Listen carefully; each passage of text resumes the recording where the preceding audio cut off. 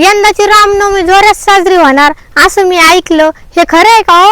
हो, पण कल्याणीताईंनी सांगितलं आहे की यंदाची रामनवमी आपल्या गजभाऊप्रमाणेच मोठ्या प्रमाणात जल्लोषात साजरी होणार.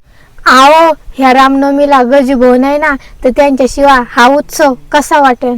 अगं, आपल्या गजभाऊनं सांगितलंय समाजसेवा हीच खरी रामसेवा. म्हणून या रामनवमीच्या कार्यक्रमामध्ये आपण सर्वांनी उपस्थित राहायला पाहिजे.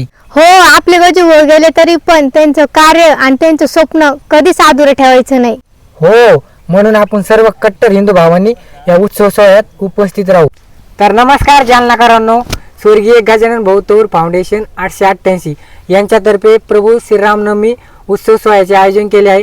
तर सर्व हिंदू भावांनी उपस्थित राहावे ही नम्र विनंती. तर कार्यक्रमाची रूपरेषा आहे, येत्या 3 तारखेला अन्नदान सकाळी 10 वाजता, ठिकाण अपंग निवासी विद्यालय RTO रोड जालना. आणि 4 तारखेला आहे चारा वाटप सकाळी 11 वाजता, ठिकाण पांजरपूर मैदान जालना. आणि 5 तारखेला भव्य दिवे आकर्षण सहित महाआरती सायंकाळी 5:30 वाजता ठेवली आहे. ठिकाण आहे आंबट चौफुली जालना. तर आपल्या सर्व हिंदू भावांनी या उत्सव सोहळ्यात उपस्थित राहावे ही नम्र विनंती.